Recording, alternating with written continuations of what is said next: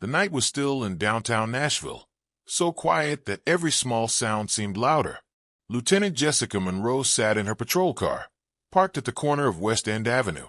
She wasn't searching for anything specific, just watching, just keeping an eye on things. Or at least, that's what she told herself.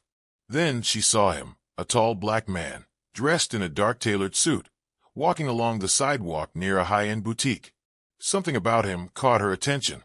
Maybe it was the way he moved, not hurried, not hesitant, just sure of himself. She didn't like that. Jessica flicked on her headlights and rolled the car forward.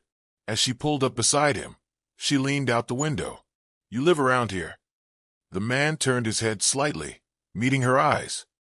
"Excuse me." No fear, no aggression, just calm. Jessica didn't like that, either. She stepped out of the car. "It's a simple question. You match the description of a suspect we're looking for." That wasn't true, but it was all the reason she needed. The man sighed, slow and deliberate. "I'd like to know what description that is." Jessica squared her shoulders. Dark suit, tall, walking in an area with recent break-ins. She saw it, the flicker in his eyes. Not fear, something else, annoyance, disbelief. The man nodded slightly. "I see." Then steady as ever. "Well, I'd be happy to clarify anything. Do you have a probable cause to detain me?" Jessica's jaw tightened, his tone too composed, too measured. She was used to people backing down, making excuses, stumbling over their words. But he wasn't. "Let's see some ID." He hesitated. Not because he didn't have it, but because he already knew where this was going. And he was right. Before he could even reach for his pocket, Jessica took a step forward. "Hands where I can see them."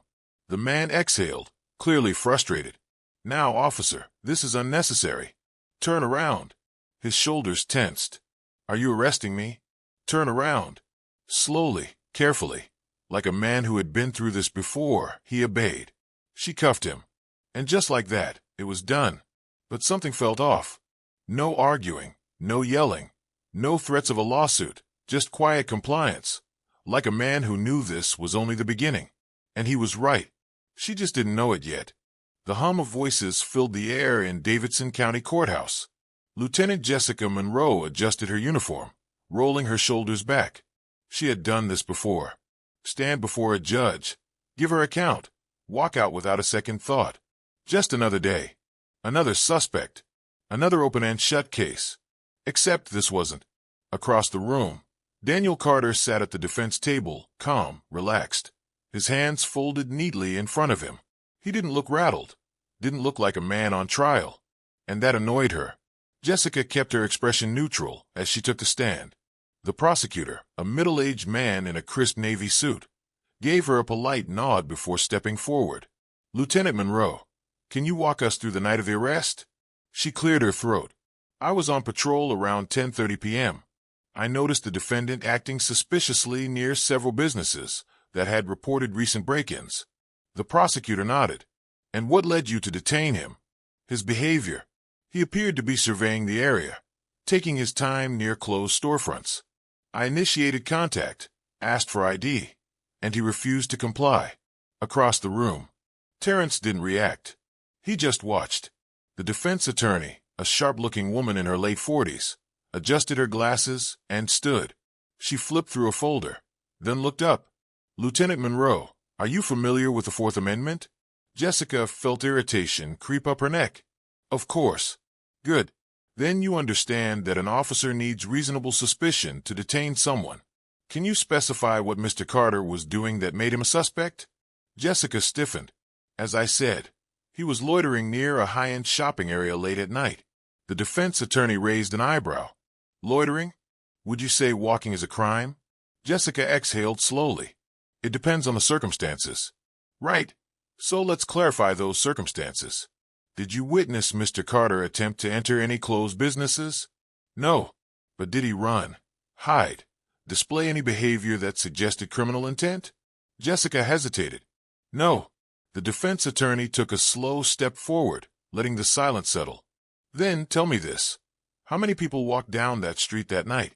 Jessica blinked. "Number. Did you stop all of them?" "No. But just him." The room shifted, A quiet tension thick in the air, unspoken questions.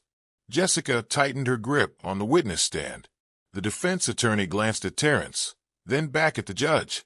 No further questions, Your Honor. For now. Jessica swallowed. This wasn't going the way she expected, and something told her it was about to get worse. She just had no idea how bad it was going to be. Jessica sat stiffly in the witness chair, her palms pressed into her lap. She was used to courtroom procedures, but this wasn't how things were supposed to go. The defense attorney, Sophia Reynolds, had already poked holes in her testimony, and now she stood again, flipping through her folder with quiet confidence. Jessica braced herself. Sophia adjusted her glasses. Lieutenant Monroe, let's talk about what happened after you detained Mr. Carter. You placed him under arrest without incident? Jessica nodded. Yes. And then you transported him to the precinct, correct? Sophia walked slowly toward the defense table, lifting a document. According to your report, you charged him with obstruction of justice and resisting arrest. She turned her sharp gaze toward Jessica. But you just testified that he complied. How exactly did he resist? Jessica's mouth went dry. He refused to show ID. Sophia arched a brow. Is that a crime? Jessica hesitated. It can be, if an individual is suspected of unlawful activity. Suspected based on what? Jessica clenched her jaw. His behavior. Sophia sighed, setting the document down. You keep saying that, Lieutenant, but let's examine the facts. You had no description of a suspect that matched him. You didn't see him commit a crime. You didn't even witness anything close to illegal behavior. And yet, you arrested him. She let the words hang in the air. Then, after a beat, did you ever stop to consider that he might have just been a man walking home? Jessica felt the heat rising in her chest. I did what any officer would do in my position. Sophia didn't blink. Would you have done the same if he were white? A ripple moved through the courtroom. Someone coughed. The judge gave a warning glance, but the tension was already thick in the air. Jessica forced herself to keep her face neutral. Race had nothing to do with it. Sophia nodded, like she expected that answer. Let's move on. You ran his name through the system after his arrest, correct? Jessica hesitated. Yes. Sophia held up another paper. Did you find anything? Jessica exhaled, numbered no warrants, no priors. She shook her head. Nothing. Sophia let that settle before stepping closer. So to recap, an innocent man with no criminal record who wasn't breaking any laws was arrested simply because you thought he looked suspicious. Jessica clenched her jaw. I stand by my decision. Sophia didn't argue. She just turned to the jury. That's all, Your Honor. The judge called for a recess. Jessica exhaled, stood, and straightened her uniform. Then she made her way toward the hallway. But the moment she stepped outside, she saw something that made her stomach tighten. Across the corridor, Terrence Carter, shaking hands with a court clerk. The clerk leaned in, whispered something to Sophia. Jessica's pulse quickened. She didn't know what was going on, but whatever it was about to change everything. Jessica's fingers curled into her lap. Across the courtroom, Terrence Carter stood, adjusting the cuffs of his suit. Calm, confident. Not like a man fighting for his innocence, like a man who had already won. A ripple moved through the room. The judge looked up from the folder, her expression unreadable. Mr. Carter, you may proceed. Jessica stiffened. Since when did defendants get to proceed? Terrence stepped forward, his voice steady. Your Honor, I've remained silent throughout most of these proceedings, allowing my counsel to present my case. But I believe it's time I speak for myself. Jessica's stomach tightened. He's too calm, too controlled. Go ahead, the judge said. Terrence turned his gaze, landing on her. Lieutenant Monroe, do you remember the night of my arrest? Jessica's mouth went dry, but she forced herself to nod. Of course. Of course. And you testified under oath that you stopped me because I appeared suspicious, that I was loitering in a wealthy area, that you were acting in the best interest of public safety. She sat up straighter. That's correct. A small, knowing smile played at the corner of his lips. Interesting. Jessica clenched her jaw. Daniel turned back to the judge. Your Honor, I'd like to formally introduce myself. The room fell silent. "My name is Special Agent Terrence Carter." A hushed murmur swept through the courtroom. "I am a federal investigator with the Department of Justice's Civil Rights Division. For the past 7 months, I have been working undercover to identify patterns of unlawful policing, specifically racial profiling and false arrests." Jessica felt the air leave her lungs. She barely registered the collective gasp around her. The prosecutor turned to her, his face pale. Terrence reached into his jacket, pulled out a DOJ badge, held it up for the judge to see. "This case was never about me being a suspect. It was about me being a target." Jessica's vision tunneled. No, this wasn't happening. The judge nodded slowly. "I've reviewed the documents presented by Mr. Carter's team. It appears this arrest was not only unjustified, but part of a larger pattern of misconduct." She turned to Jessica. "Lieutenant Monroe, do you have anything to say for yourself?" Jessica swallowed hard. Words failed her. Everything she thought she knew about this case, about her authority, shattered. The defense attorney folded her arms. "We'll be filing a formal motion to dismiss all charges, effective immediately." The judge nodded, motion granted. The gavel came down. Jessica barely processed it, because Terrence Carter wasn't finished, and what he was about to say next would make her regret ever putting those handcuffs on him. The courtroom buzzed with whispers. Jessica sat frozen, but all she could hear was the pounding of her own heartbeat. Special agent. She had arrested a federal agent under false pretenses. Not just any agent, but one investigating cops like her. Terrence remained standing, his badge still in hand, his eyes locked on her. "Now, Lieutenant Monroe, would you like to know why I was in that neighborhood that night?" Jessica swallowed. Her throat felt like sandpaper.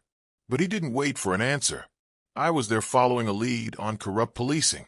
We'd been receiving complaints about an officer in this district. Unlawful stops, racial profiling, false reports." Jessica's pulse hammered in her ears. "So I went out that night alone. No wires, no backup, just me." He tilted his head slightly, to see if the stories were true. Jessica could barely breathe. Daniel turned toward the judge. "And within minutes of my arrival, I was stopped and detained. Without cause." He looked back at her. "By you." The weight of it crashed over her.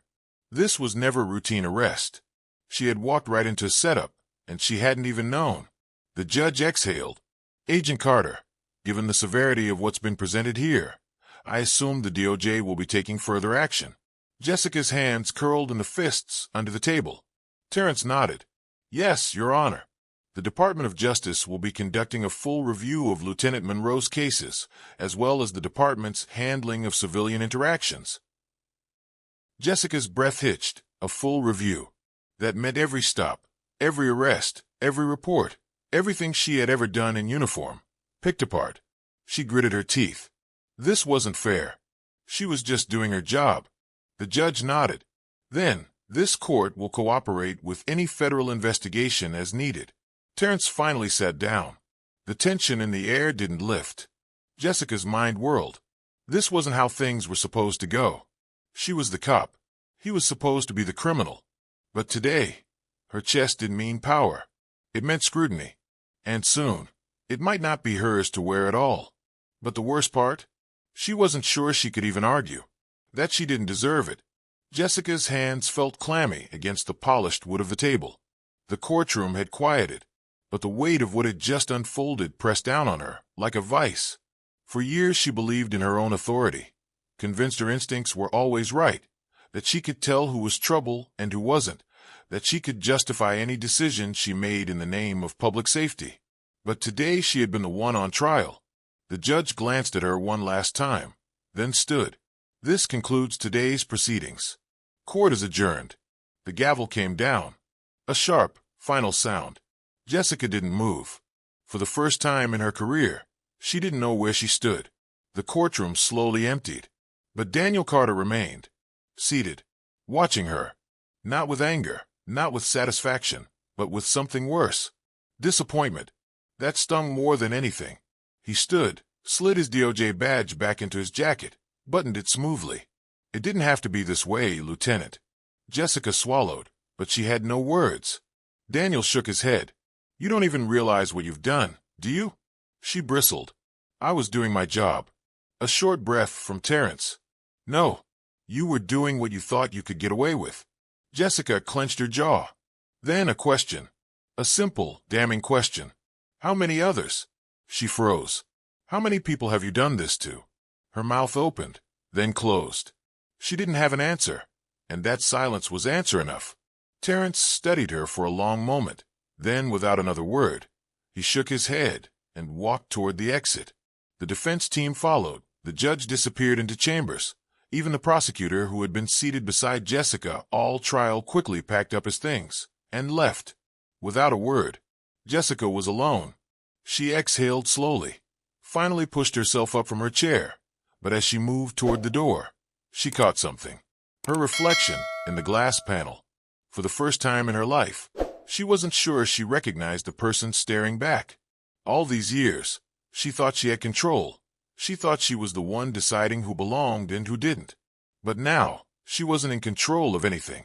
And that terrified her, because for the first time, she saw herself the way others had always seen her. Not as the hero, not as the protector, but as the problem. And the worst part?